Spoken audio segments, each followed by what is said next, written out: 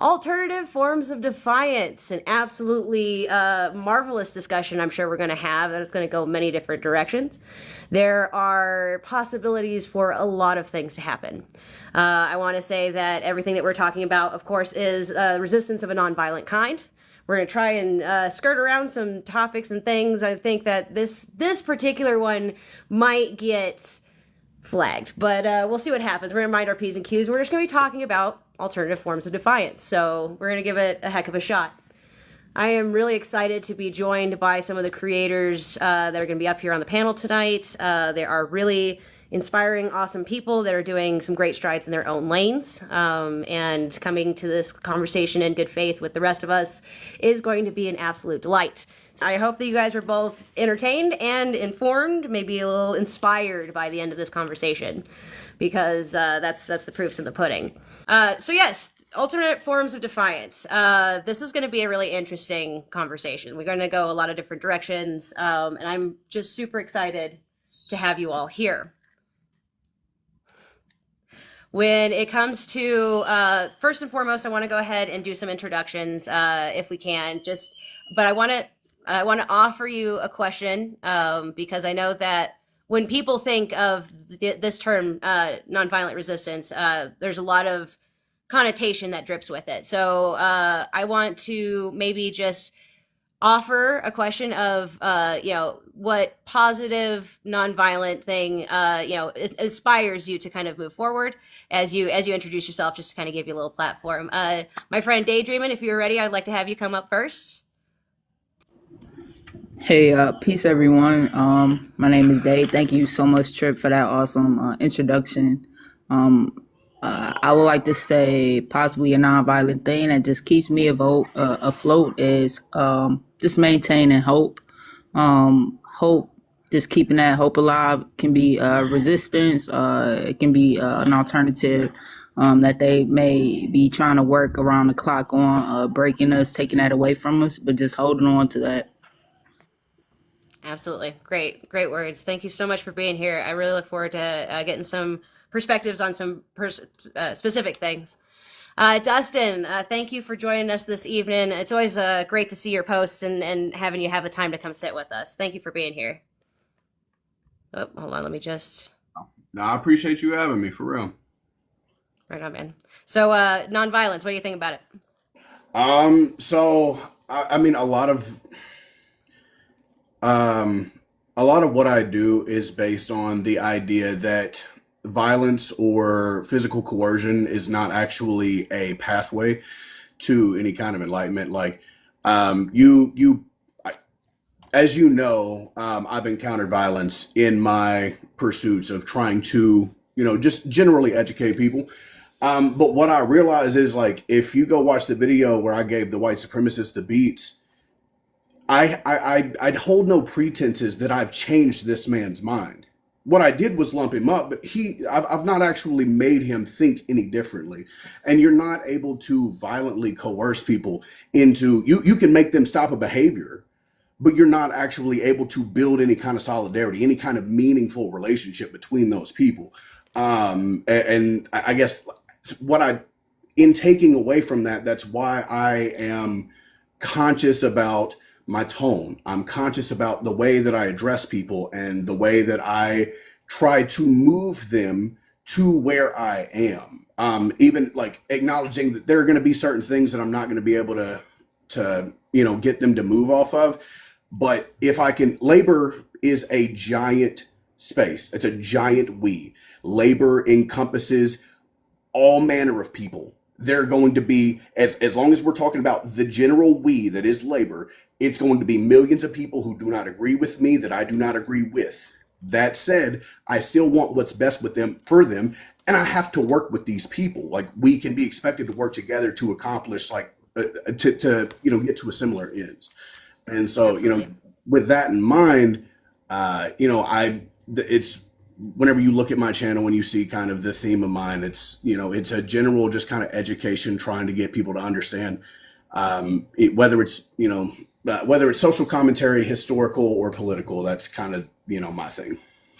And I absolutely love it. And so you do some amazing work when you do post. So thank you for it. Scott, the same can be very much said of you, my friend. You've done some amazing things lately, and I love that the On This Day posts are still just as relevant. So thank you for being here. Thank you. Thank you for saying that. Nonviolence, I would like to say at the outset, is a strategy. And a lot of people don't understand that nonviolence is not the same as inaction. And nonviolence does not mean pacifism or just letting the establishment roll over the top of you. People don't understand this. And this misunderstanding is a huge problem when you start talking about nonviolence. So I'm thinking general strikes, debt strikes, labor strikes, withholding our support for the establishment is what nonviolence means, and that's why I believe in it. And also, when you're talking about something like disrupting capitalism or dismantling capitalism, money is what hurts. Money is the way, the leverage that we have. Our labor and our spending power is the leverage we have against the elites and the establishment, and it should be our goal to use those to the best of our ability. Unaliving a CEO, or if a CEO were to die or be removed from a company, they'll just be replaced, and it's the same that way. So violence, in my view, is not the strategy for our goal, for what we're looking to do moving forward. Word. I would absolutely agree with you. Thanks for bringing the heat. And Miranda, my dear, thank you again for being here today, supporting some of the food reps. Please have some words. So I always end every video with this sentiment, and I'm sure it'll resonate coming off of what Scott had to say, and that's: billionaires don't stimulate the economy, you do. We as the people have the power, and that can look like a lot of different things, like we're going to discuss here tonight, like mutual aid, but it can be something as simple as, where are your dollars going? That can be both a form of divestment from the billionaire class and reinvestment in your community, and I can't wait to talk about it. Absolutely. Yeah, so there's a lot. There is so much to this, and there's many different avenues. Like I said, this whole panel live series thing that I've been doing, this has been one giant conversation. We've just been attacking segments of it. And this one is particularly fascinating because it does encompass quite a few things, such as the need for the education of what we can do and where we can go with deals, as well as, the avenues which we have. So just the way that you all present yourselves on your platforms and do your own level of informing is something that I am greatly honored to not only watch, but to be able to participate with and help spread it amongst the collective, as it were. So you guys are all doing such great work. Now I don't have a full roster of questions and things like that, and it looks like one of my panelists may not be joining us. So I'm actually going to call an audible and invite up my friend Nan to join us as well. We'll get her words, then we'll actually get into this conversation. If she's not ready and willing, that's absolutely okay as well. We have some miscommunications, I think, with one of my other guests. So I want to make sure that the panel is full with all perspectives. But I know that I am personally very inspired by things in the civil rights movement and things of the past that have propagated some serious conversations. And I think that when we come to these avenues, history is very, very important. And I know that we all kind of jive on that history and the history idea. Opening up generally to the idea of what can be learned from what, because we don't know what we don't know. Would somebody like to share, something along the idea of class solidarity in history? Specifically with regards to the South, as a general region is wildly ignorant of our own history and what our relationship was to the ruling class throughout the inception from colonial period all the way through the antebellum South. We do not talk about it in those terms. It's kind of slapped over, but whenever you point out all of the ways in which the ruling class took advantage of the general population of the South, and we simply do not cover this. A small example is whenever we're 2 years into the Civil War, one of the reasons why there was mass desertion across the Confederacy was there was a lack of food. Like, there was starvation there on the front lines. There was the inability to get supplies to the troops. This was compounded by the fact that planters refused to convert their plantations from cash crops to foodstuffs. Thousands, hundreds of thousands of acres of food, and they refused to actually grow the food that was required in order to have this army. They insisted these people go fight for them, but then they refused to do any of the things. But that's not taught whenever we cover the history of the South. Like, whenever we look at these dynamics and these relationships that we've always occupied, the poor, like just the poor white in the South, antebellum and beyond, that doesn't get discussed. We really don't. But whenever you look at it, it's always been, especially here in the South, is the rich tell us what to do and then we do it. Word. If you don't understand that dynamic, it's hard to like this has always been a thing, but I need you to understand that. And in order to do so, I have to let you know what the history was. Exactly. And I think that there's a scale to that, because there is the global history in essence, and not everybody can know all, and that's really incredibly hard to encompass. But there's also local history, and I think about things like, I knew people who grew up in Oklahoma who didn't know about the Oklahoma bombing and things like that kind of deal. And like it's because the education was diverted in such a way, and like when things like Watchmen, like when like a major piece of studio made kind of film or media gets put out there and we all get to learn from it, it's a collective experience, but like those facts are still there, that did happen. And so owning up to that, and a multitude of other things, like I said, there's lots that could be learned from what has been done before. Like I think about a lot of organizing and things that happened pre-internet age, and like how like these things kind of should be somewhat easier to do these days, and yet we see like a communication breakdown because like other avenues of what I call the programming has succeeded.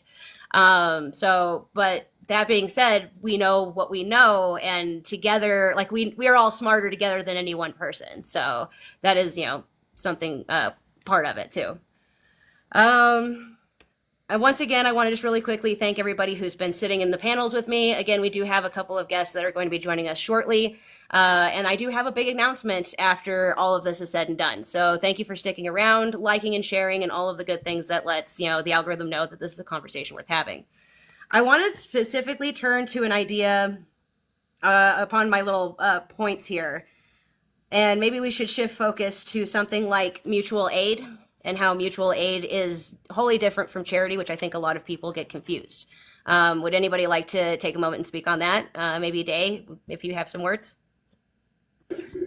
No problem. So when we talking about the difference from mutual aid to charity, of course, with mutual aid, it definitely involves some level of solidarity, and should always be some type of educational basis at the foundation of it. So we know, why we are here, basically striving towards collective determination together, collectively. Instead of just charity, as we feel like we're just, doing a good deed, is, a little bit individualistic. You're just getting a good feeling off of it, or, doing it for a tax break or whatnot.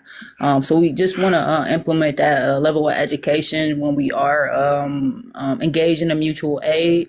It's definitely a means of defiance, because the ruling class, the way that capitalism is set up, it discourages the common person from giving, from any sense of, humanity, from helping their fellow man and whatnot. As we see, with food not bombs, a lot of them getting fined, and just, people in general, I've been out trying to, feed my fellow neighbor, and, ran into some opposition from law enforcement and whatnot. So that it definitely is a form of defiance, non-violently.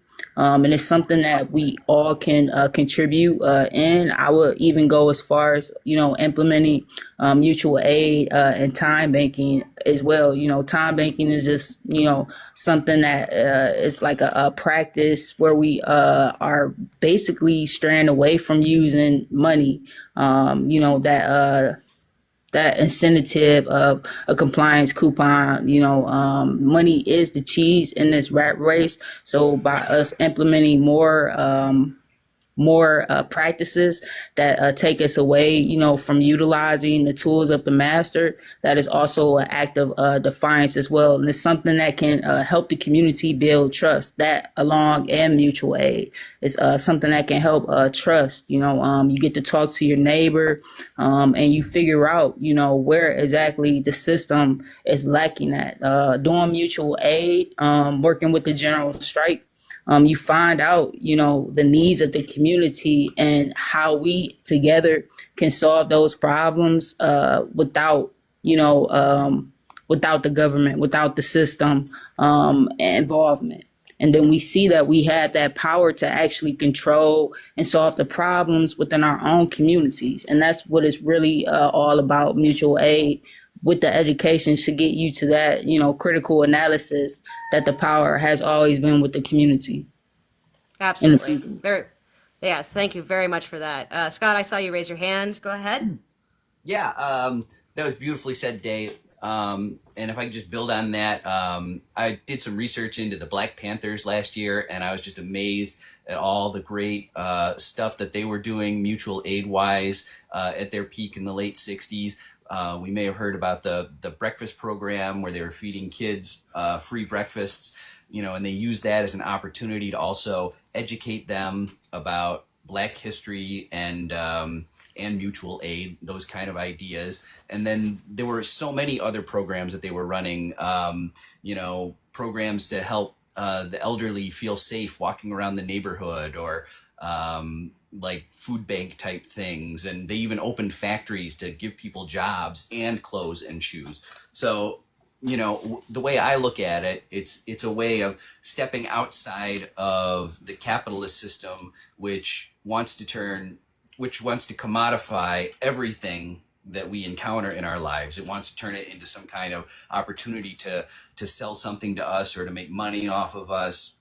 I think daycare is a great example. Like, so many working parents have to decide if one of the parents should stay home because the daycare is so expensive when you have a new child. And if you have 2 children or 3 children, it gets even more expensive. This is the type of thing that would be a great opportunity for mutual aid to pop up around the country. Just in small towns, like you get together with like 10 other families and figure out a way that everybody contributes a day of labor or something, and get it all done outside of a cash system. Just helping each other, working together, and in unifying and in stepping, like I said, stepping outside of the commodification of everything that we have. Absolutely. And I actually want to piggyback on the idea of the childcare specifically, because when I was growing up, I didn't, my parents didn't do childcare and stuff like that. Don't get me wrong. I had an unconventional family. My family did things differently, but we were hippies and in the way of a lot of different things. But we had something of a community that was, based around different ideals. And there was always like cousins and, not really extended family, but they felt like extended family. That would be like, I'd go over to their house, they come to my house, depending on who was available and that kind of thing. My dad also owned his own business, so that helped a lot of that, because we could be kind of the stay point for a lot of my cousins. Growing up, there was this idea of that was kind of, you went, you hung out, and like it was mutual aid of a kind, but it was just really a connected community that wanted to make sure that the kids were safe and out of trouble and that kind of deal. Those kinds of things have kind of fallen away because of atomization and individualization, as well as like a plethora of other things. The internet has helped in a lot of ways, and it's also divided us into these little bubbles. So that's to reconnect to the ideas that, because like community exists, it's possible, it happens. And like there's a lot of people who will maybe in one breath complain about, something along those lines of feeling alone and isolated, but then, they don't realize that the community is having these festivals and things in their areas that will actually like put them in place where they can make the connections and whatnot. Because at the end of the day, like really what we're talking about is building friendships and connections. And because of that, when you care for another person and we can help lift each other up. We don't have to pay for everything, and proving that in every small section and way that we can is only going to make the argument that much stronger. I want to turn it over to Miranda because I feel like she has some words to speak, and then we'll have Nan come up after. Perfect. I think that a lot of times when we talk about mutual aid, the question that I get often most is, where do I start? And I think that is just making connections in your community. That's the beauty. Mutual aid, and when you're making comparisons between like what mutual aid is and what charity is, there's no hierarchy. It's about individuals helping people. If you have a need, show up for mutual aid. If you have the ability to help in whatever way that looks like, maybe that looks like time, maybe that looks like resources, show up for your community now and make those connections, especially if you feel isolated in the last few weeks and you're afraid of the world. That tells me you haven't left your house. And so you need to go outside and you need to make connections with people. And if you don't know where to start in your community, find a mutual aid organization and volunteer your time. Absolutely. A great way to get involved is to find the places that are already established. There are people all over the nation that are already doing the good work. You don't get to see them as often because it's not nearly as sensational as the doom and gloom. The idea that we are what we feed our mind, look for the hopeful and positive, look for the helpers, because you're going to find them when you're looking for them. And it's a really important key to like this aspect of building a solidarity is the fact that people do help people. And it's not just something that, is kind of taken at, a Hollywood face value sort of deal. Nan, thank you for joining us this evening. I really appreciate you being here. Sure. Thanks for having me up. And sorry I missed the last one. Things have been hectic and crazy, but the revolution goes on. And I love conversations about revolution. I, about 2 years ago, actually started studying some of Dean Spade's work and just discovered that they are on TikTok. They just recently got on. So if you're into mutual aid, they've got books, they've got videos, and they're here now, which is super exciting. And yeah, it's not easy, but nonviolent revolution, I feel like if you're really a person who's against people being harmed, then that's the only real way to do it, is as non-violently as possible. And there's other resources on that too. A bonus with nonviolent revolution is oftentimes you can get the police department and military on your side with nonviolence. You can't do that if you're going at it violently. And, we're watching other countries do revolution in very violent ways. And none of us have the same kind of firepower as the US in any way, shape, or form. Like that's just a fantasy that people who have watched too much Hollywood have, that they'll go in with their team of best 5 buddies and go and all of a sudden change everything. And that's not how it is. But the reason why things are how they are currently is because we are compliant and giving our labor to the system. And if we choose to invest in each other, we can actually do something. The ruling class, those in charge right now, only have that power because we collectively go, yes, that is our leaders in charge. But the truth is we don't have to do that, even down to who has the most money. There's a little over 3,000 people who have all the money right now, and comparatively to the rest of us, that's a drop in the bucket. We can collectively come together on a very large scale, and mutual aid, a lot of us do it naturally anyways. Like if you put back your shopping cart, that's mutual aid. If you wear a mask, that's mutual aid. We can take small steps, baby steps into it, but really growing our own food and doing things that remove our dependency upon the dollar for all of our basic necessities is what's most important, and how we really change this. That way we aren't beholden to them, begging that they just be a little bit nicer, begging that they'll give up some of their power. They are never going to give up any power. The name of the game is get most power. And that's how it goes. So really quickly, what was the resource that you said at the top of this, just for the audience one more time? Oh, Dean Spade, is a good one. And then there's radicalguide.com has an audiobook on nonviolent revolution, but I can't remember who it was that was the author of it. But another really good resource. Right on, right on. Thank you for that. All right, so fantastic. I think that, oh, hold on, there we go. Fantastic. I think that we're building some momentum. I think mutual aid networks is a big prong of it, but it's not the only one, of course. Like, you know, there's a multitude of things. We've kind of brushed on education. We haven't really talked a lot about like the food sovereignty, which kind of did creep up because like when it came to the breakfast program that the Black Panthers did back in the day, that was food sovereignty in action. It was the idea of like we're going to make sure that the kids are fed. Like that is important above the almighty dollar and above everything else. And they took that opportunity, like Scott said, to educate and and organize and all of the things. So there is a lot of different places and spots that we are available to kind of I want to revitalize these ideas and make it like. My position has always been, let's make it cool to do this stuff. Let's make it like at least cool to try. And like, whether that is making friends and neighbors and things. Oh, I thank you, my friend. I appreciate that. There's a lot of work to be done there.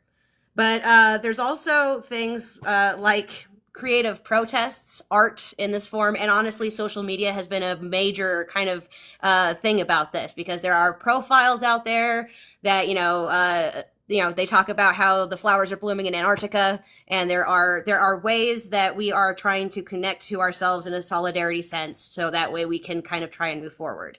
It's difficult because there's also a lot of noise and a lot of nuance to conversations. But when it comes to, I think, because like spaces like this, it's not super artistic. Oh, thank you, my friend. I appreciate that. It's not super artistic, but it is one of those kind of ways that we can, put out and put forth. Content and art may not be the same thing, but they're relatively close. And so by showing up and even having these conversations, me clipping them and making them like into clips and whatnot, it's somewhere in there. It's a ripple effect. And I think that every single one of us has taken it in our own channels and lanes to kind of go about bringing about this solidarity idea. Maybe a lot of it wouldn't be seen of as art, but art is also subjective. So on that note, I kind of wanted to open the floor to whatever conversation, wherever this is going to go. We just hit about the half-hour mark. Again, though, thank you everyone who's in this room for liking and sharing and sending this out because this conversation needs as many eyes as possible. So thank you. All right. Anybody? All right, Scott, come on up. Yeah. I thought of something as we were chatting, which is that, we don't have to reinvent the wheel here. If we looked at American history, there were a lot of mutual aid societies, fraternal organizations were very popular 100 years ago, and they were a huge source of solidarity for the working class during that period. And don't forget labor unions. Of course, labor unions are the best possible option we have today. But going back to the fraternal societies, this is one little thing that I just love that I found out about is in order to get health care back in those days, these fraternal organizations, they might have just 200, 300 members in this local chapter. They would hire a doctor to take care of everybody that was a member of that organization. I think that's an amazing model that nobody is doing today. But like they would have their own private doctor for that mutual aid society that would take care of everybody in that organization. So I think like something like that doesn't seem too crazy to imagine doing today, and like stepping outside of the capitalist healthcare system just at a basic level for your basic needs, whatever. But I think that could be a huge opportunity to start thinking like that about these other alternatives that we can put in place to build up mutual aid in that way. Absolutely. Great point. Yeah, the idea that hiring a doctor as a private practice kind of deal for a group of people is phenomenal. Not something I would have thought about, but considering like the way the entire healthcare system has been consumed by private equity for profit, that's not a bad idea. I think that would be a revolutionary way to kind of, and there's certain things, of course, bigger, machinery and stuff that a private practice doctor may have problems like having themselves. But I think it would help solve a lot of those issues. So thank you for that. I might do some contemplating on that later and come up with some videos on it. But I think that, just like healthcare, food, shelters, another big one. There are many different avenues to get involved, and just like in the Citizens Paradigm Shift panel that I hosted, the idea is to start where you are with what you can, with what you're passionate about, because our easiest step forward is going to be the ones that we're excited to take. And so, like, for some of us, food is definitely like the number one thing, and that's what we want to kind of dive into deeply and kind of, and like work through. For others, education, and like there's many different levels that you can any sort of skill set is going to be needed. There's a place for literally every single person among this solidarity movement. So a lot of people will get to the point where they feel kind of paralyzed by indecision because they all seem like really big tasks to take. But I submit that there's something for everybody to do, and you can find joy in that as well. It might just take a little like trial and error, not, you start in with one group and it doesn't quite go that way. Don't get discouraged. Keep trying new things. That's basically the summarization of that part. Let's see. Who else would like to speak? Anyone? I'm waiting for Tony to get here, but all right, go ahead.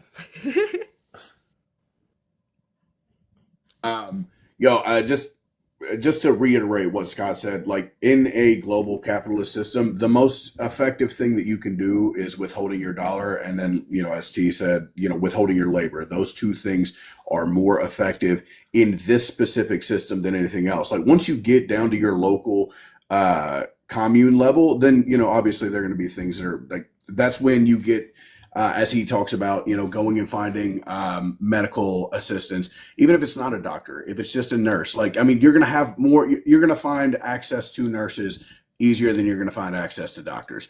They're going to be there. You're also probably going to have similar economic backgrounds, and you may be able to have an easier time finding solidarity there.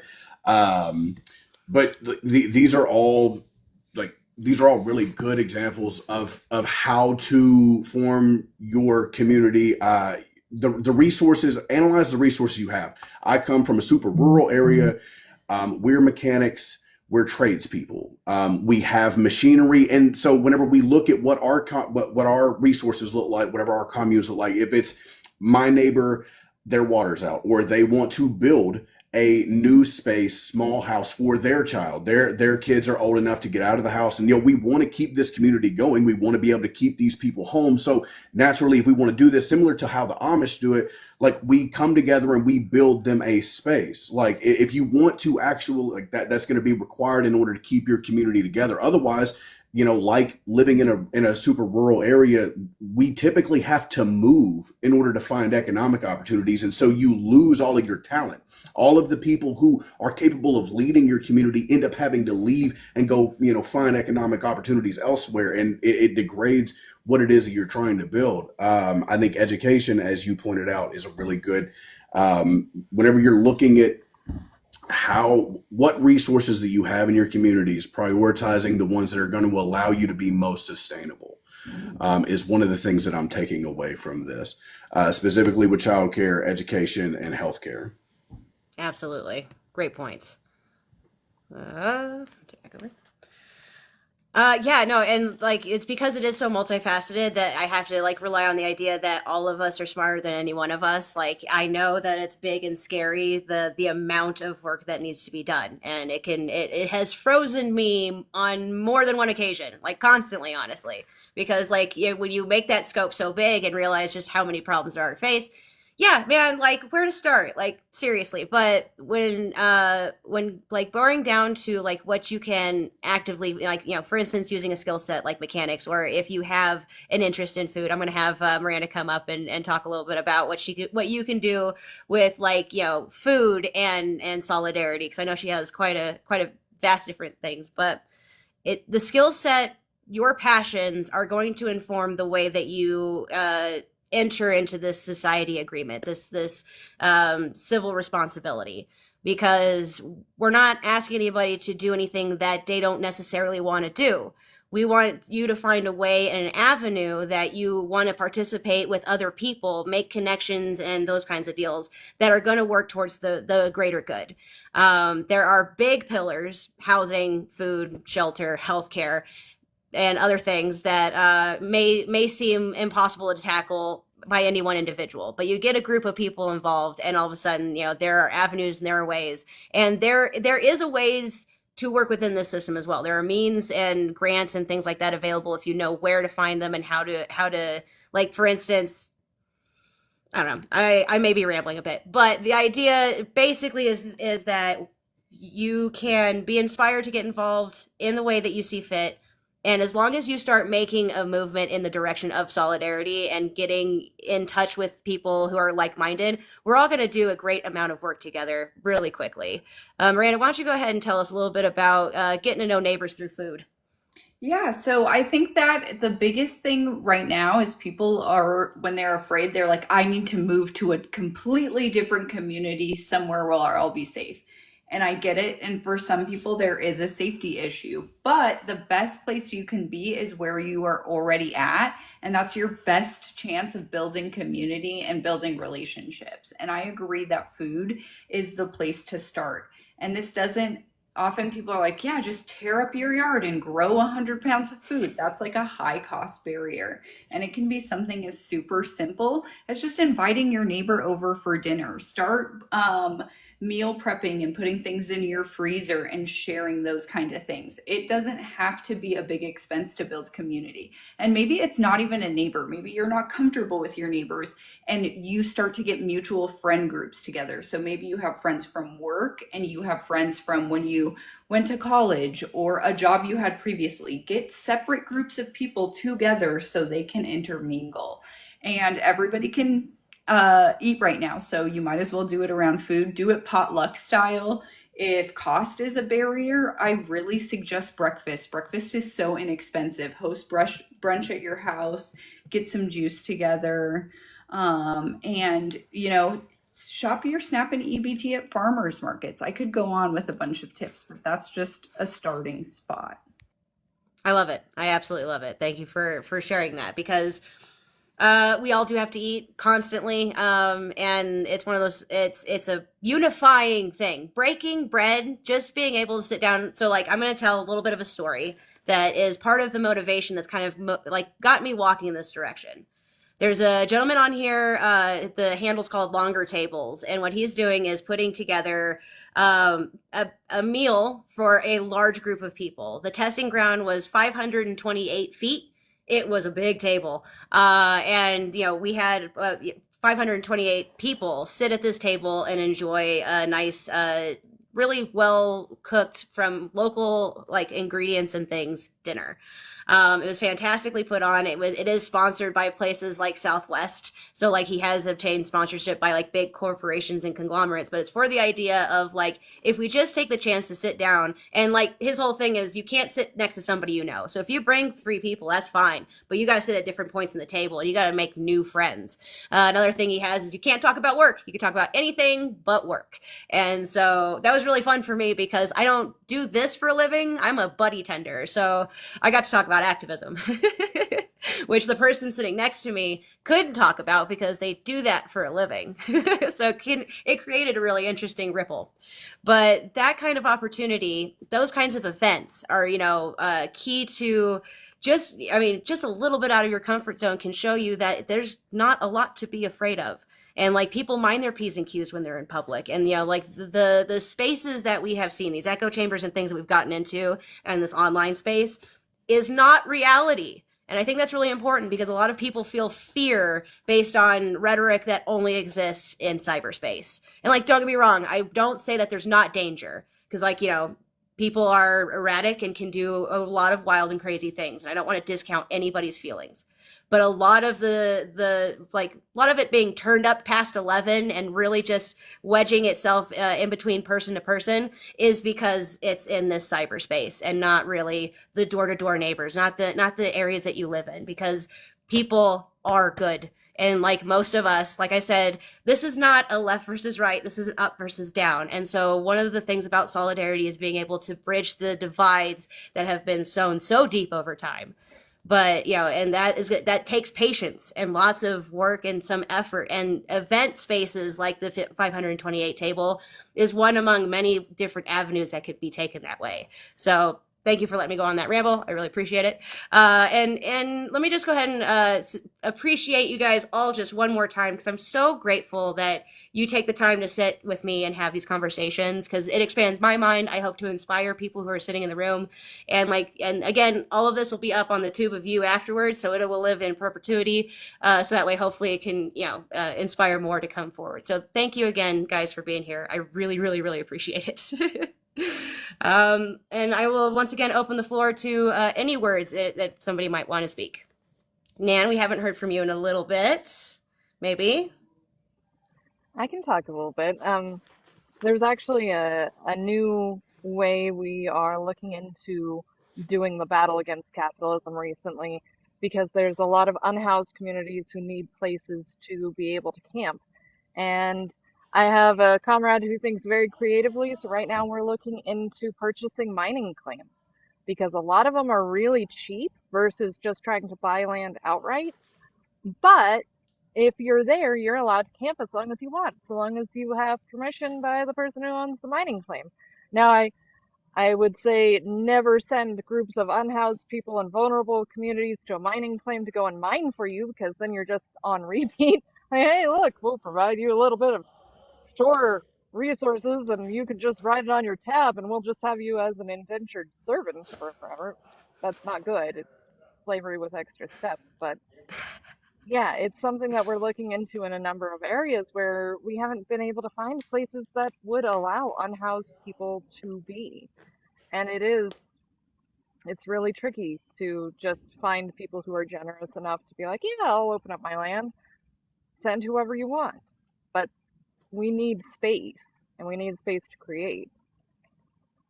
Yeah, you Absolutely. can claim Old West towns, that's true. There's all kinds of grants and things available. The trickiest thing I'm finding is a lot of people on my algorithm hate bureaucracy, hate paperwork, hate those kinds of things. And if you want a grant and you want all of those things, there's paperwork involved. So it's very tricky, but it is doable. We're finding out ways.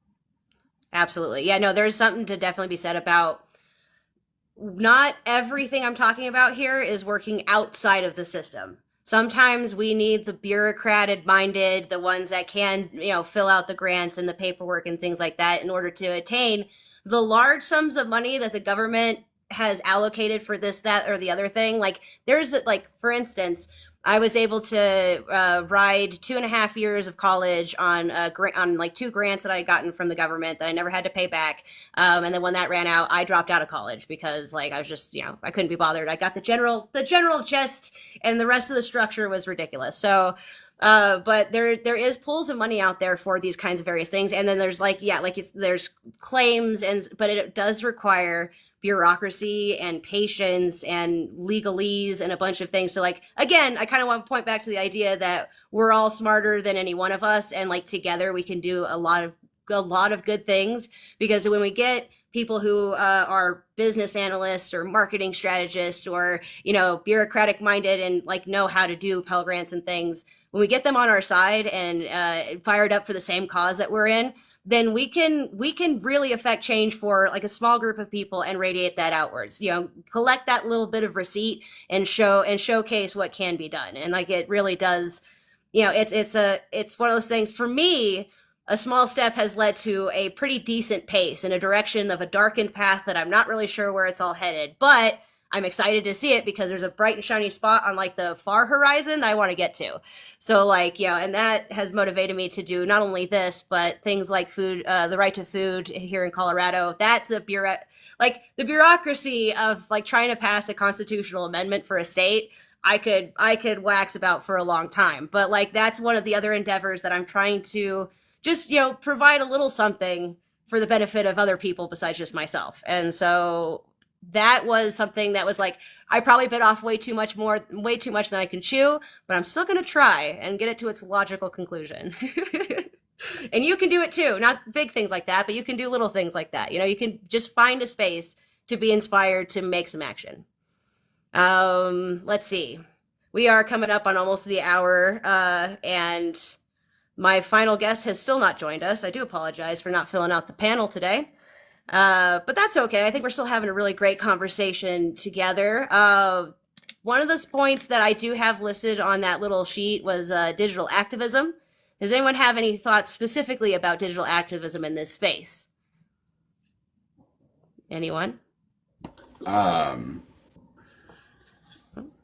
Go ahead, Dustin. You go first, and then I saw Daii was ready to speak too.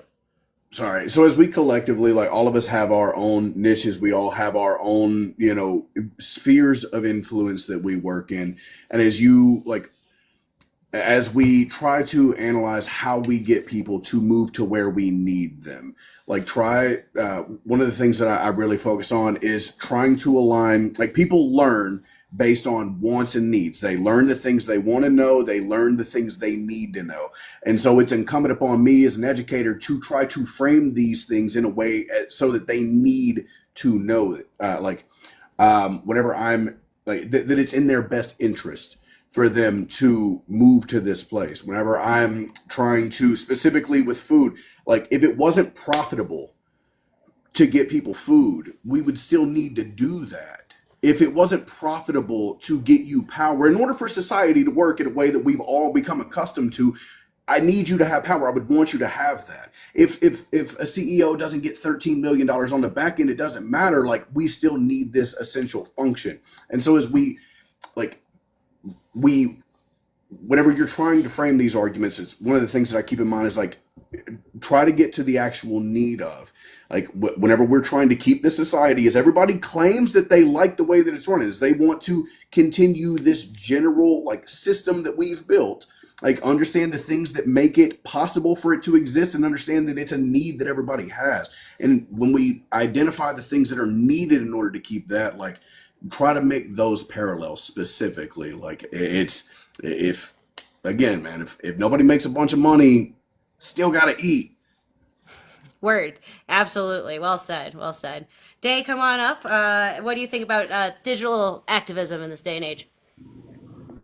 I think it's a tool that, a lot of us have been utilizing. I know in my organizing, that's where I kind of started off at, starting off with memes. I think that's what really got me started, the whole memes things. And then it went to actually, crafting my analysis and just sharing that. And, it's been, and TikTok has taken it to the next level with us actually able to, make videos and whatnot. So I say it's definitely effective. I would encourage us all, to work towards creating our own grassroots platforms. Given, this new administration, it may be some, different legislation that may affect, a lot of what we've been doing. So I think it will only, motivate us to come up and craft our own platforms, which is good. We need to fight the propaganda with our own propaganda in a space where, we have the upper hand. Word. Well said. I do want to.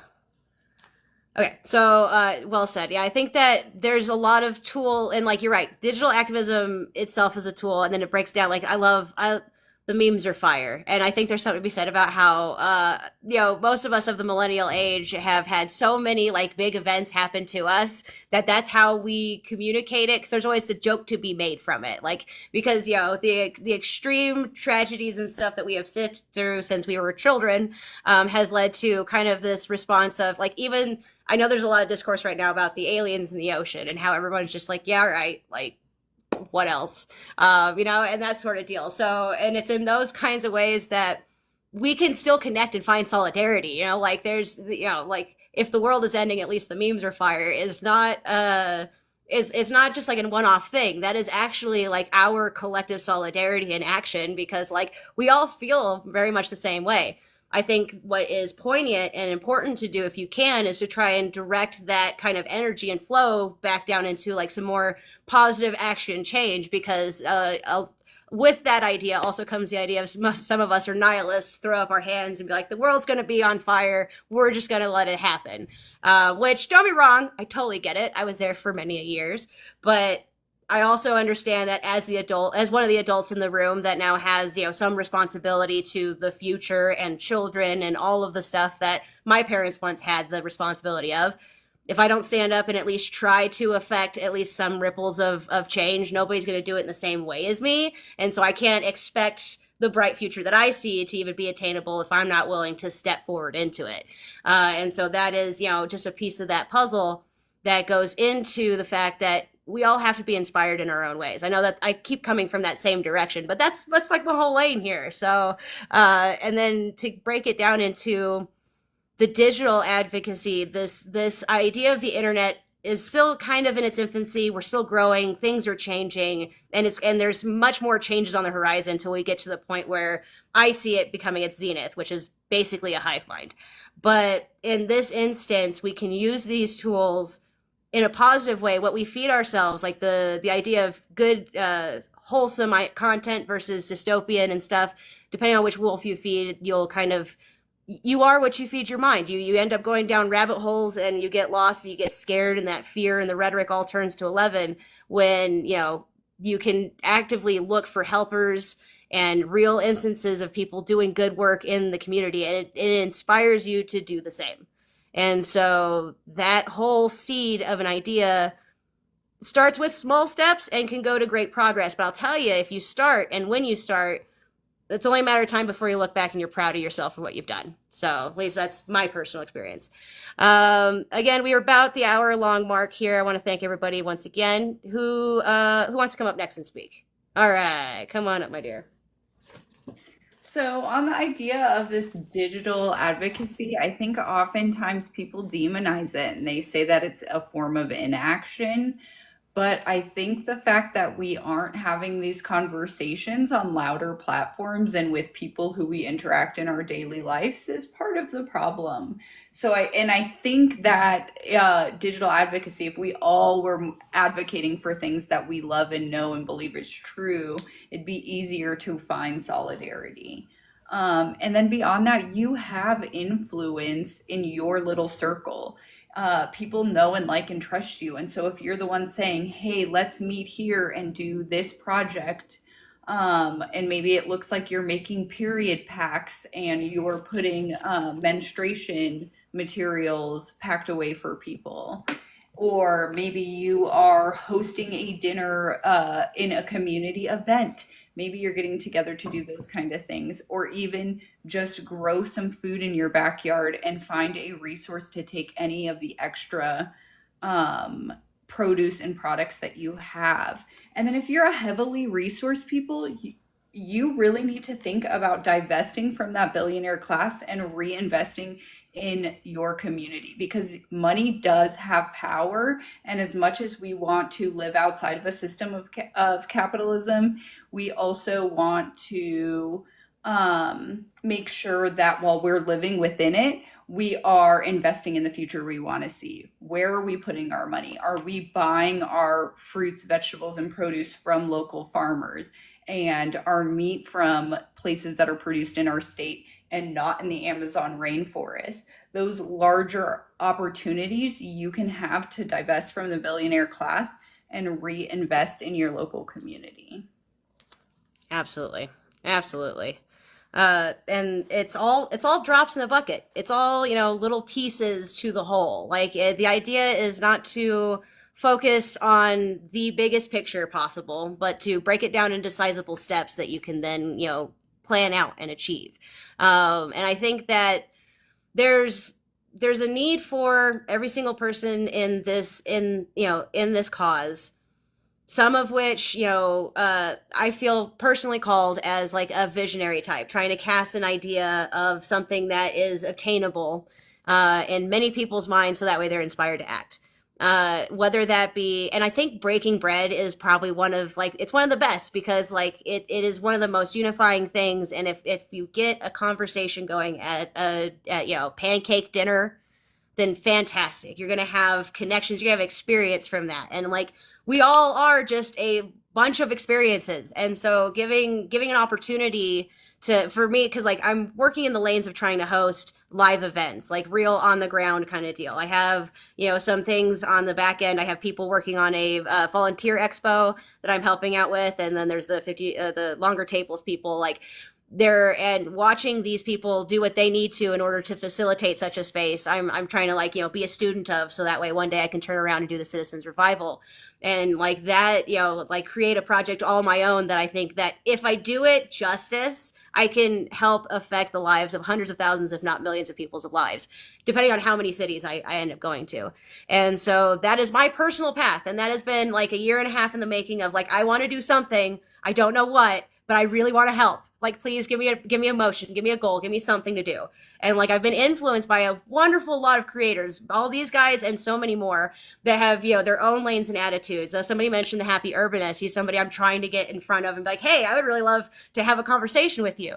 There's a long list of creators like that. And because this digital space has become something of, echo chambers and things like that are what's utilized. But I think honestly, it's like a self-fulfilling prophecy. You get in what you put out kind of deal. Like, I'm speaking towards activism and therefore I'm stepping that way. I use it to hold myself accountable and those kinds of things. But like that, it has influenced, it's inspired people. I get messages and like it, and that is also fuel for the fire. So it ends up being this, and that is what community is. Like, you give in what you get out, and we can all lift each other to a great many like more comfortable ways of living if we just we're able to sit with a community and have these conversations and agree to these things. One of my favorite people who unfortunately couldn't be here tonight, Lawrence from Farm Fresh 24/7, has been doing that in spades in his area, and I think it's a wonderful example in the fact that he like showcases it so well. I mean, it's like it's a perfect example of what I like to call model cyber citizenry, where like you're doing the activism and then showcasing it really well alongside it. And I think a lot of people do it really well in their own unique way. And the cool thing about it, as we kind of focus in on this idea that it takes everybody to be involved, is that somebody's going to be inspired from any number of things. And we don't really know what's going to touch them. But as long as we show up day by day and keep doing this lunchbox job, massive waves are going to happen. I can see it. It's going to happen. I promise. But yes. So gosh, guys, this conversation is going great. And I really appreciate y'all being here, and everybody who's been like tapping and talking in the chat. I really appreciate you folks as well being here. I know I'm not responding to every little thing as I can, but I really do just appreciate you guys following along in this journey with us.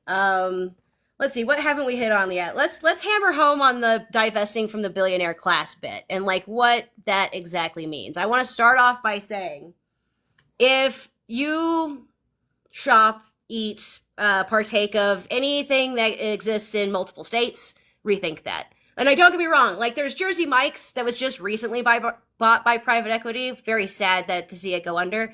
But like more often than not, if you're eating at a place that's also available in another state, they're owned by the other class of people. And so that is, and it's every decision that you can make. I know that for several months I got really into like, I'm not eating at any chains, at anything. And, and like I'm trying to do all my grocery shopping and all the farmers markets and all of those things. And it's an ebb and flow situation, but the more you do it, the better it is. Come on up, Daii.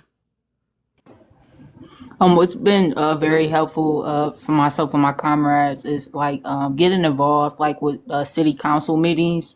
Even if we're going to like the police commissioners meetings is a good one to go to, but just these city council meetings, sometimes they may have them like on Zoom or you can go in person, but that way you'll stay really like up to date, up to speed on what they are investing in. And, that way you can, contemplate a plan, assess the best strategy with you and your comrades on how to come up with a plan to divest from that. So just stand informed on what they are investing in, entering places like that is very helpful. I will start there. It's a very good spot to start. Right on. That is a great spot to start. My friend Spwashi wanted to join us, and since Tony's not going to be joining us, I'm going to go ahead and have him on up. Hello, my friend. I really appreciate you. You were discussing in the chat about how you used to draw with people at bars, and I remember you telling us this a while ago. Would you share that story with us now, please? Yeah, I'd recommend it. I'd recommend it to people who don't mind. How do I say this? I would recommend it in general, but I understand that bars aren't necessarily the most friendly place. So I'm trying to figure out a way to describe the abstract version of it. But essentially, while I was in Chicago, I would go to bars with a clipboard and just be at the bar and draw. And it got started when I would perform comedy at a comedy club near me. Um, and I realized that performing comedy wasn't as interesting as having conversations at the bar with the patrons. Um, Solid. it's fun. It's fun to do comedy, but it's also kind of interesting to see why people are there and what they're interested in and have conversations with them before they see the people and then after they see the people and then understanding the relationships that the comedians have with their own sets, which a lot of them would perform the same set every week. So hearing how the actual audience interacted with each individual person's set was interesting to me. So I kind of just carried that forward when I went into Chicago and I kept the clipboard. I have it here. I just draw with people and I would sit at the bar and doodle. I would try to go out as often as I could. This was right after I got fired. And then recognized that the world was changing in ways that I didn't see being acknowledged. And drawing with people got me into the community. There was a circuit that I would do where I would walk from one bar. It would close at, I think, 2 in the morning. And there would be another bar that was kind of nearby. And so right before the bar would close at 2, I would go to another bar that also closed at 2 and then just spend some time there. It was an arcade. And there was another bar that closed at 5. And so after that one closed at 2, I would walk to the bar that closed at 5. And there were some people who recognized that kind of rhythm. And this is the space where I don't know if I can recommend it to every person because I don't know about the safety of walking late at night in every city. But the concept is there. There were a lot of conversations that I had where I would draw with people on squares and collect the squares. And that was kind of the community rhythm that I was keeping, where people would predict that I would be at the bar. They would see the clipboard. They would know that I would pass it around the bar. They would draw on it. They would say, oh, cool, this is the thing that you can do. And when they would bring their friends, there was something that they knew was going to be there. And there was a way that they knew how to interact with it. It was optional. There were some times that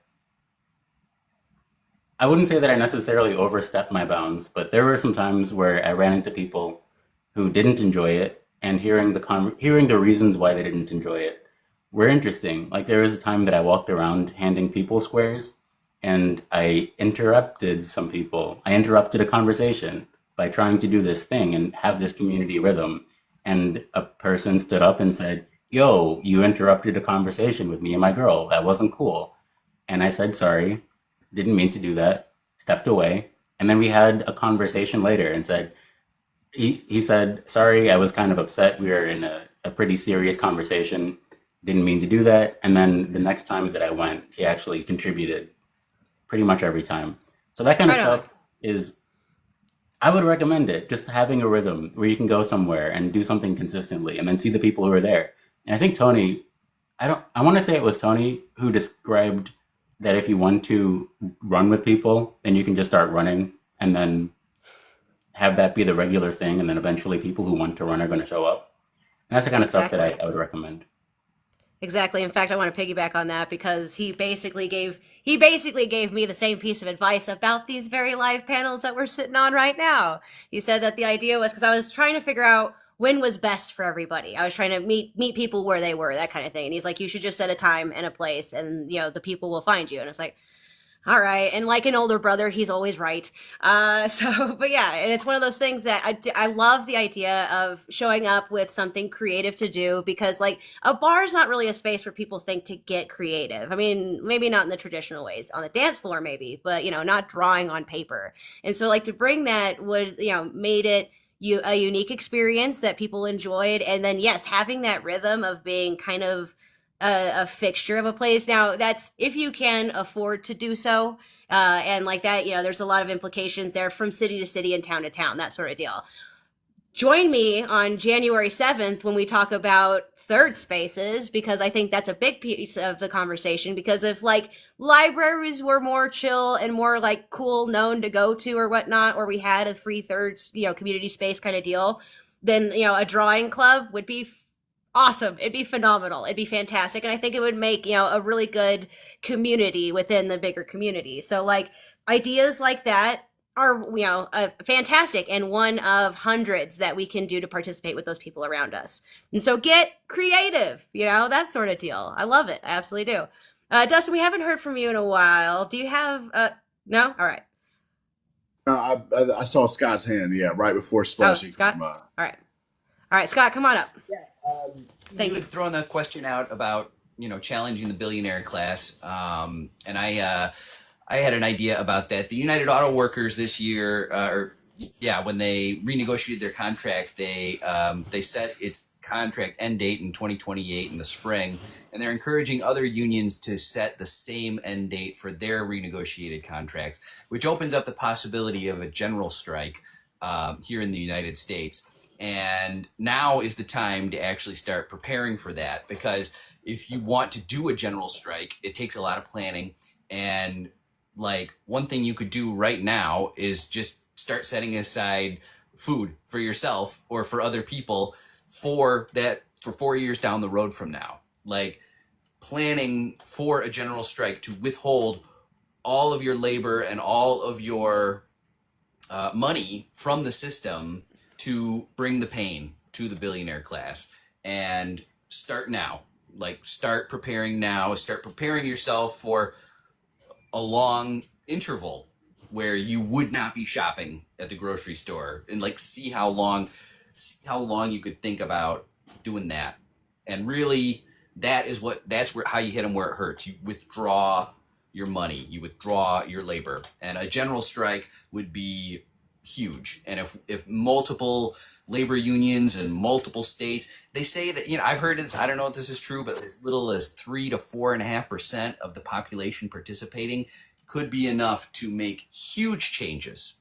It's just something to think about. Absolutely. Thank you for wrapping it back around to that, because I heard recently that there are teachers unions that are basically partaking, municipalities and whatnot have to decide for themselves. I'm not sure if there's like one big arm of a teachers union that can just agree to that, but I know that I've heard multiple movements of like that date, May 28, which, I mean, fantastic. And then like at every position that we have between now and then, it's important to think about that sort of timing, setting aside food such as, canning is a great hobby to get into, kind of bring it, that retro back. There's staples like rice and beans and lentils and things that will have a long shelf life, and like definitely things to consider about what we can do to make it as effective as possible. Because that, when it comes to the general strike idea, when it comes to strikes in general, there's the idea of crossing the picket line. And so like when it all goes down, and we will see, and I predict that we will see many more industries kind of line up to that as they can. I know that there are grocery unions here in Colorado that are talking, about that sort of deal, even though we just had negotiations just recently and stuff like that. So, but every movement we have towards that, and and having the conversation and being able to to kind of spread the word in our own ways, in our own lanes, to prepare for this thing is going to mean a great deal, because we've got to keep our eyes on the prize as a collective.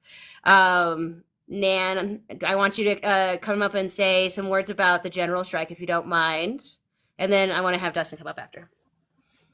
Oh, happy to. I know generalstrikeus.com, we've been trying to set a foundation for a while now, because it's a process. It's not something that you can just do.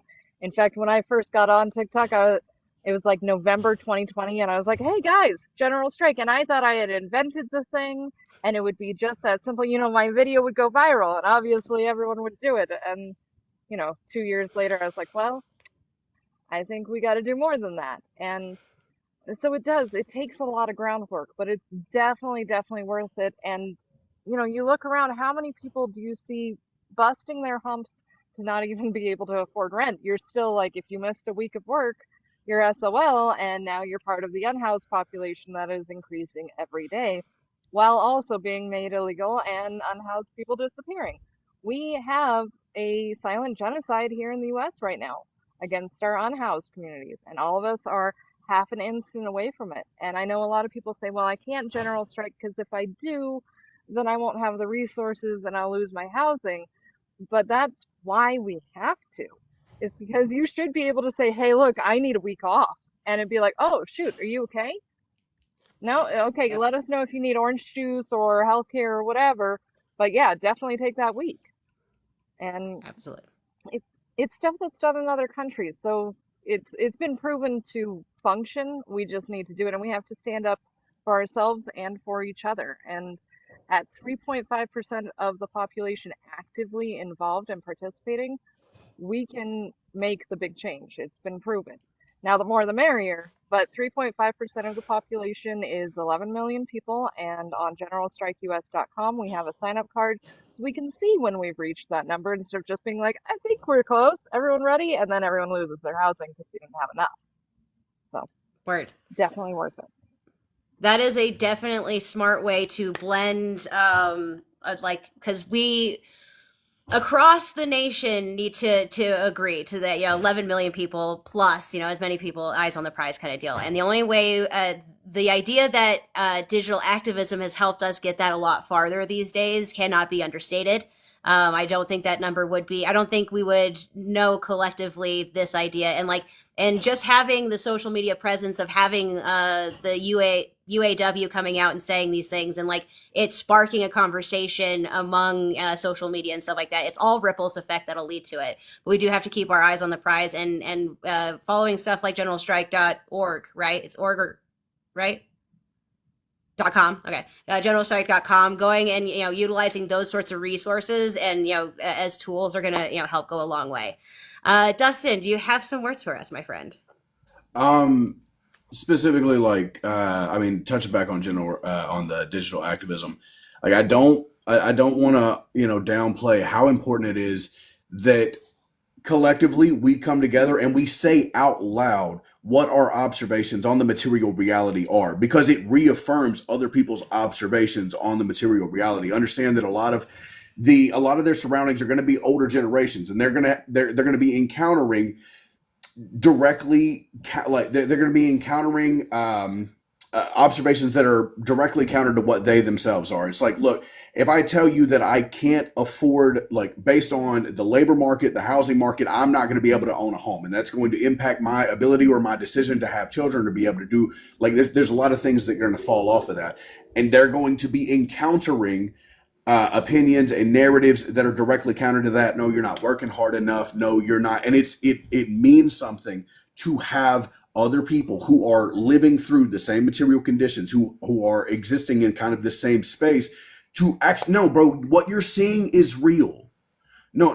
When you can't afford your, understand that you're not the only one. You're not going through this alone, bro. This is happening to everybody. You're working 40, 50, 60 hours. You're not able to afford milk, bro. I get it. It's not because you're not working hard enough. Understand that it's all of us. We're all going through this together and helping to create the solidarity that way as well. Meaningful ways, as we find the ways that bind us in, again, meaningful connections. These are the things that are going to allow us to build. Whenever we try to convince people to move into the general strike, as we try to convince people to move into these spaces that are have historically been ostracized, socially, culturally, we have to create the safe space that makes them yo, this is worth it. You have a group of people who have historically been able to define the narrative, been able to define socially what's acceptable, have been able to shame people into doing whatever. We have the ability to take that space back now. And we do that by using our platform specifically in the ways that we're doing. Yeah, you're absolutely right. And I think that there is a collectability factor in the fact that we can come to solidarity in a lot of different ways. Through commiseration is one of the biggest. You know, the idea that like the world sucks and like I'm feeling the strain and I'm not the only one, but by voicing my opinion in such a way that is like honest and authentic, usually, you know, it's picked up by quite a few people who feel that struggle as well. That's a spark. That's a step in a direction. The idea is not to sit and ruminate and stagnate in that, you know, it sucks and it's going to suck forever, but instead to try and find the avenues with which that we can remove ourselves from this situation and put ourselves in a better one. And that's a process, but it also takes lots of people sitting at your table kind of figuring out what's best. And yeah, with that, I think it's fantastic that we can utilize these techniques and these tools and such as digital activism in this day and age. But we also need to be mindful that it does create a lot of chaotic noise because like, you know, everybody having the chance to, you know, record themselves saying whatever they want creates enough in the world that nobody can watch it all, like that kind of thing. That's just true. And so to have a level of discernment to feed yourself the right kind of stuff, because you can depend on the algorithm for very little, except to maybe infuriate you, you know, aggravate you, try to get your eyes continuously on the prize that it sees. But instead, you have to take an active control and, you know, start moving these lanes. So I wouldn't say that digital activism is a tool that we can lean on 100% of the time, because we are creating more noise among noise. And that's why one of the reasons why I'm so big about showing receipts and like the model cyber citizen activism kind of idea is like you are doing things in a way that, you know, you could actually show the good that's being done. You know, like Lawrence and several other people like show their communities benefiting from the work that they're doing. That I think is good stuff that many people should like feast their eyes upon, instead of the doom and gloom of, you know, and like, I'm not saying don't pay attention to the fact that, you know, climate change is happening all around us. It definitely needs to be paid attention to, but don't be consumed by the fact that it's happening, because like, you know, inevitably it can stop us all in our tracks, and we can keep working and make something happen for ourselves. We are coming up close. I want to warn everybody in the panel, we're about to do last words in about 5 or 10 minutes. So thank you once again for being in this conversation and sitting with us and going all these wonderful different directions. To sum up, there's a lot of ways to engage. We did cover education and those sorts of needs. Mutual aid was talked about I think very well. And the idea that it can look like a lot of different things. I especially loved the idea of, you know, utilizing private healthcare, hospital, doctors and things like that. I think it's a fantastic way to kind of think outside the normal ideas of mutual aid being food or shelter based. When it comes to the food itself, though, it is kind of key among one of the most important parts to this, because everybody's got to eat. We got to eat today, and we got to eat 4 years from now when everyone goes on strike. And so it is something that is vital that when you hear somebody who is excited about food or that is their lane, I say pay attention. You know, there's a couple of people that do meals on the cheap and those sorts of things. There's a lot of resources in those lanes to be offered. We didn't really go through civil disobedience, really. I mean, we touched it a little bit. Maybe that's where we could go now before last words. The idea that I want to say that there's a creator on this app right now that's doing lesson by lesson on tyranny. It's a book. I wish I remember the gentleman's name, but it's a very short book. I think everybody should either go to their local library and see if they can get a copy, or, you know, just buy one if you have the $12. There's links everywhere for it, because there's a lot of good lessons about not following orders, you know, that kind of idea. In hindsight, some travesties that we've had in our past can be learned from, but we need to keep in mind the ideas that what has been law has not always been morally right. And I think we can point to a lot of different things, a lot of big key things in America's history as well, that like it was legal, but it wasn't morally right. And so in this stance, as we move forward, there's some things that the lobbyists and things have kind of made go their way, that, you know, it's legal, but it's not morally right. And so in that regard, the ways that we can take about civil disobedience is a lot of different ways. We kind of touched on some, like the divesting from the billionaire class is kind of the big umbrella of it. But does anybody have any creative ways to show some civil disobedience? Because, I mean, we can look towards, you know, people like the Black Panthers and some of the things that they had done. We can also look towards Gosh, I say the 60s, the U.S. civil rights movement is one of the biggest ones that came to my mind. And then I was trying to research Gandhi's salt marches before the live, and I ran out of time. Come on up, Daii. I would love to hear some words. This is included in my last words and everything as well. But when we talk about civil disobedience, like you said, just because it's the law, doesn't mean that it's morally right. It doesn't mean either that we are more morally obligated, to abide by these laws. We have to keep this in mind. My last words is that we want to remember violence.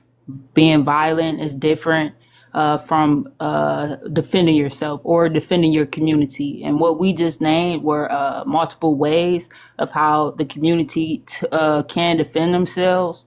We all have a role to play in this. We can all, take up cooking, take up teaching, political education, even, learning community defense is also good.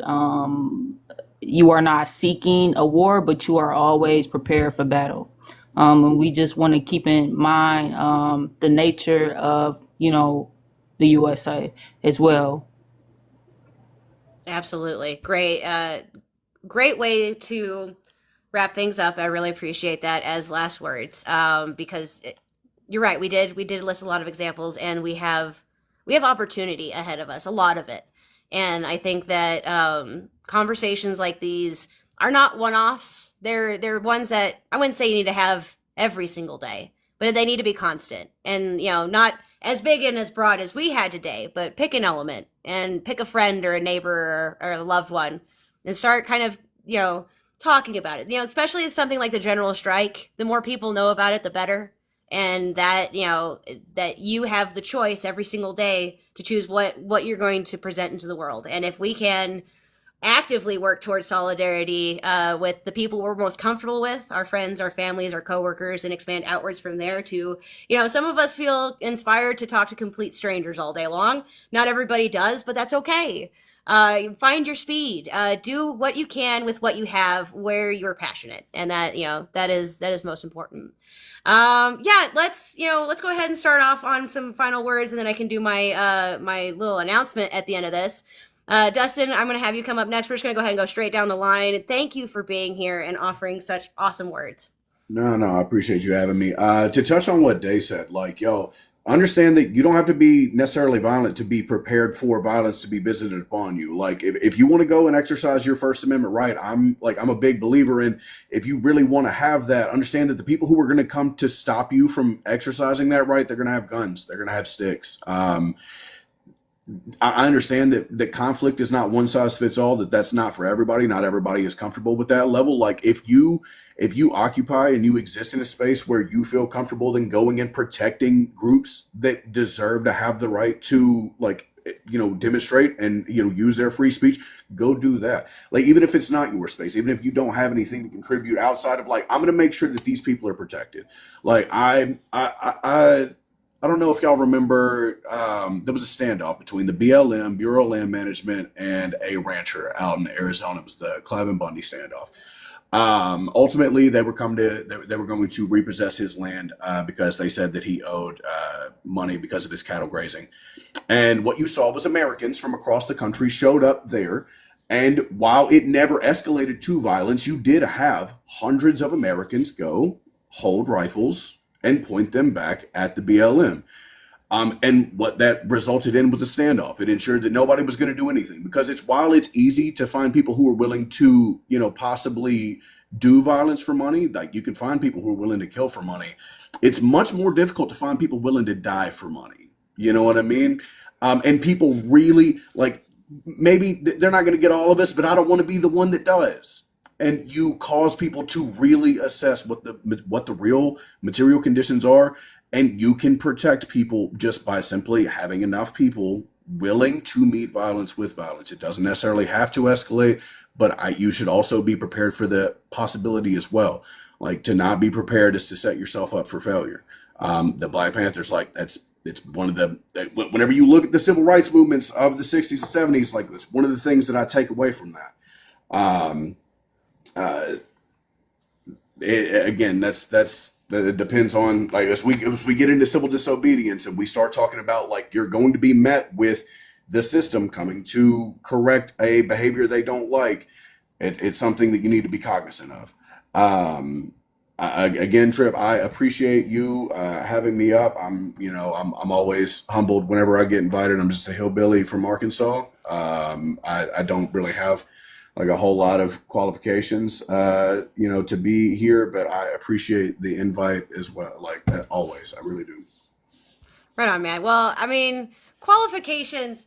So I don't really feel that qualifications are needed in conversations like these because, like I said on your latest video, we are the adults in the room. So like we get the opportunity to try and affect some change, and everyone's got to play a part. And so I appreciate you being here because you so eloquently point out some great topics along these ideas on your own channel. So I knew that you would have some valuable perspective to add. So thank you for that. Scott, it is your turn. And I just appreciate everything that you've added to the conversation tonight. Thanks for being here. Thank you. Thank you so much for saying that. I had a great time. Thanks, everybody else. I had a great conversation. Really enjoyed it. There's a perception that when you talk about nonviolence, that part of being nonviolent is trying to win the sympathy of the aggressor, of the oppressor, of the establishment. That by not taking up arms against them, you're hoping to somehow win their sympathy, and that's not what nonviolence is about at all. It's about winning the sympathy and the support of the mass population, and the state is going to try and provoke any people who support nonviolence into violence, because once they provoke you into violence, then they know how to manage you, and then they have an excuse to use violence against you, to imprison you, to all those negative things about violence. Then suddenly they have an excuse to do that to you. So it's just something to think about. I think many hands make light work. That's the essence of mutual assistance and mutual aid. And we're so much stronger together. And making any kind of connections with other like-minded people on a local basis, on a face-to-face basis, has value. And that's how we start building this. And when you start talking about political organizing, meeting needs is how you get support from the people. If you, like the Black Panthers, followed their free breakfast program, that's how you build goodwill and support within your community, as by giving people, finding what people need and finding a way to help people meet that need. And then when people recognize that you're the one involved with helping meet those needs, they will support you. So something to think about. Thanks, everybody. Absolutely well said. Thank you, Scott, for being here. Miranda, thanks again for coming up and providing some much valuable perspective. And thank you. Wonderful. So I just hope as we have these larger conversations about community action and mutual aid, that you also bring a conscious consumer mindset to how you navigate within the world in these systems. So I leave every video with billionaires don't stimulate the economy, you do, because I really do believe in the power of both our dollar and how we spend it, but also our labor and how we use that time and energy. And so when we become mindful consumers and we really are investing in a future we want to see with how we spend our money, we can start investing in a system we want to see. I talk a lot about on my page, divesting from the billionaire class and reinvesting in your local food community, because just like Scott said, we need to meet people's needs and people need to eat. So when we invest in our local food systems, those systems will be there when other things aren't there to feed us. And we're seeing that with a centralized food systems and the limitations that they have. So if you're interested in food systems, follow me, and just leave you with being a mindful consumer. Represent Lawrence here. Real quick before I move on to Nan, I want to say if anybody here did not take the opportunity to follow every single person on this panel, you did yourself a disservice. Make sure you correct that before this actually ends, because these people are worth all of the time and attention. And with that, we're going to go ahead and go on to Nan. Thank you again for popping up and filling in the empty space. I really appreciate it.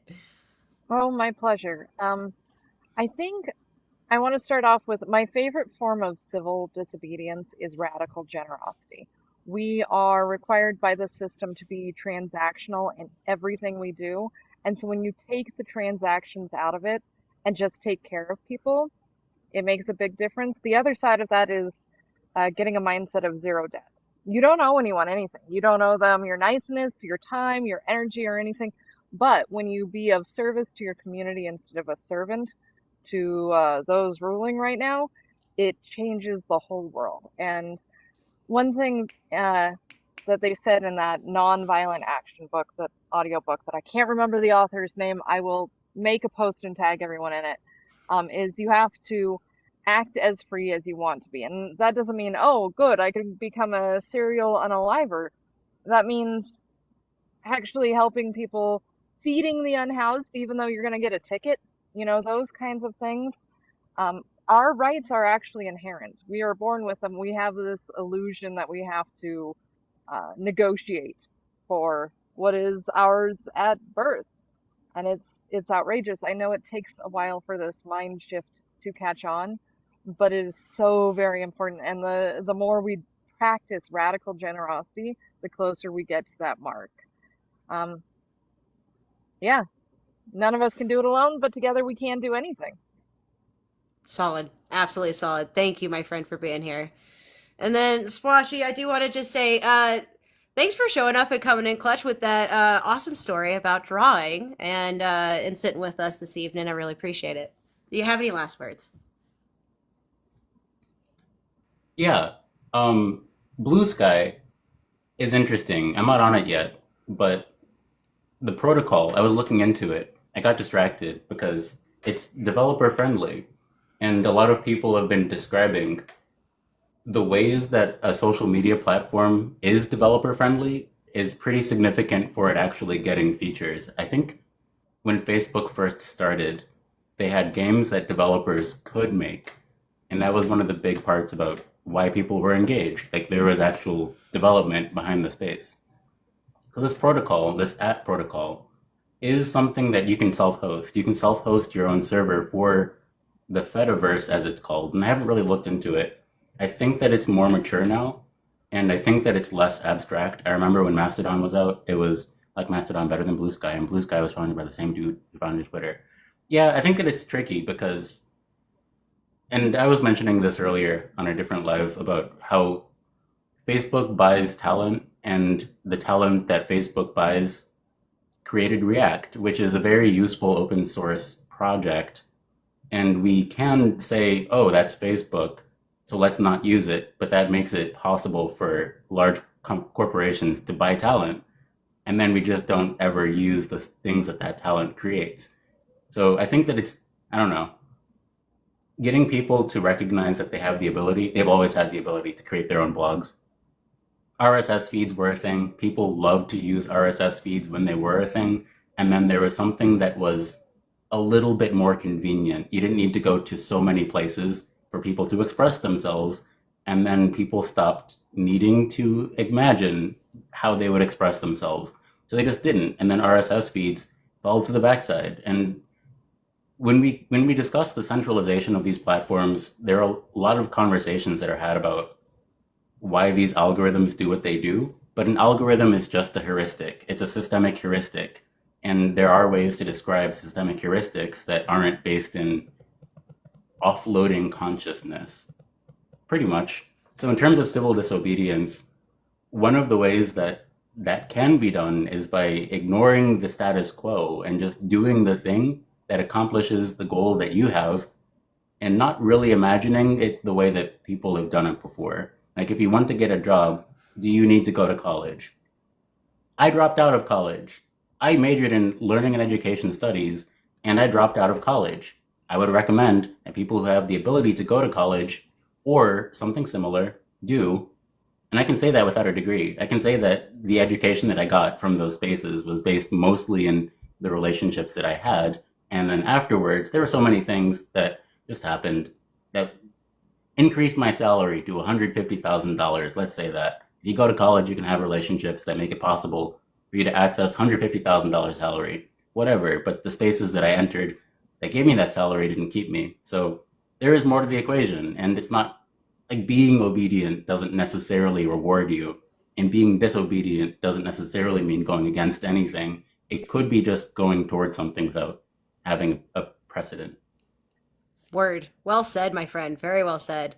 I really appreciate every single person who's been on the panel, and I'm going to take this moment to say goodbye. Goodbye, everybody. But yes, so alternative forms of defiance is a big one. And I especially am going to have a lot of fun clipping these because y'all made amazing points. I think we had a pretty full-fledged discussion, all things considered. I am always so grateful to have you folks along for the ride with me, and I appreciate the journey that we're going to take together. I hope that maybe I've possibly inspired a few people to look at their lives slightly differently tomorrow, because that to me is penultimate success. Thank you. Thank you a million times. And the next one, on to the next one, it's going to be even better, right? Until next time, be well, fellow citizens. I truly appreciate you being here.